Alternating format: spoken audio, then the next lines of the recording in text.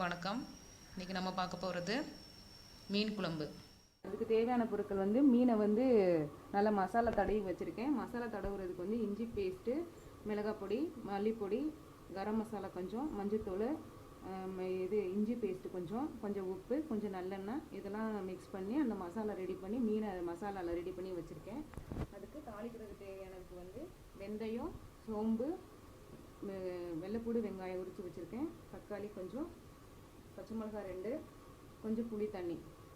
அடுப்பை பற்ற வச்சு நல்லெண்ணெய் ஊற்றி சூடு பண்ணுங்கள். சூடானதுக்கப்புறம் வெந்தயம், சோம்பு நல்லா இந்த மாதிரி பொரிஞ்சதுக்கப்புறம் கருவேப்பிலை,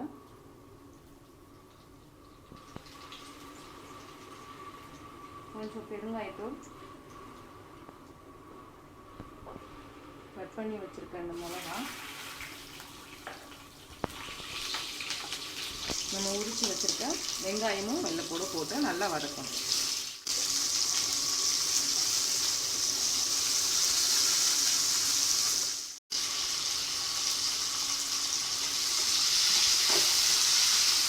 இந்த மாதிரி நல்லா வதங்கினதுக்கப்புறம் இஞ்சி பேஸ்ட்டு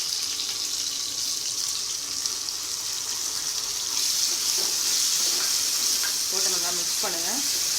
இஞ்சி பேஸ்ட்டோட ரா ஸ்மெல் போகிற வரைக்கும் மிக்ஸ் பண்ணுங்கள். ரா ஸ்மெல் போனதுக்கப்புறம் கட் பண்ணி வச்சுருக்க தக்காளி கட் பண்ணிடலாம்.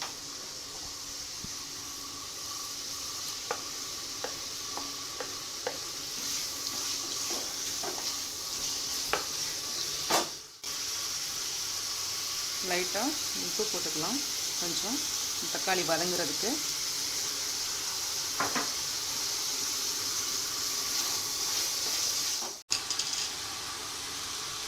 தக்காளி நல்லா வதங்கினதுக்கப்புறம் கொஞ்சம் மஞ்சத்தூள், காரத்துக்கு ஏற்ற பவுடர், சாம்பார் பவுடர் போடுறதுனாலும் போட்டுக்கோங்க. இல்லைன்னா நீங்கள் தனியாக மிளகாய் பொடி தனியாக, கரம் மசாலா தனியாக, தனியா பவுடர் தனியாக வச்சுருந்தீங்கன்னா போட்டுக்கோங்க.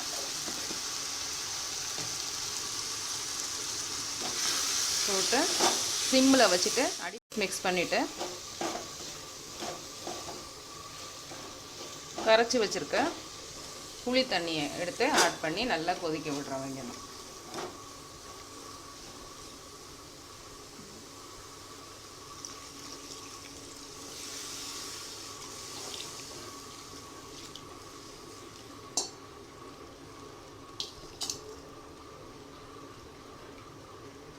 இது கூட இந்த குழம்புக்கு தேவையான உப்பு போட்டு மூடி போட்டு ஒரு 10 minutes நல்லா கொதித்து நல்லா கொஞ்சம் சுண்டை வத்த பாருங்கள். நல்லா கொதிச்சிருச்சு. கொதித்து கொஞ்சம் நல்லா வத்திருச்சு. வத்தினதுக்கப்புறம்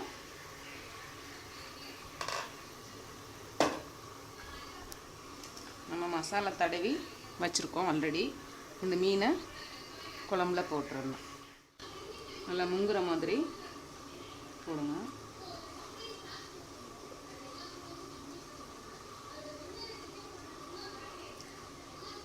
மீனை நல்லா போட்டுட்டு லைட்டாக சிம்மில் வச்சு கருவேப்பிலை குச்சி ஒரு 10 குச்சி இதில் வந்து போட்டுருங்க. போட்டுட்டு இதை மூடி போட்டு நல்லா கொதிச்சு மீன் வெந்துருச்சு.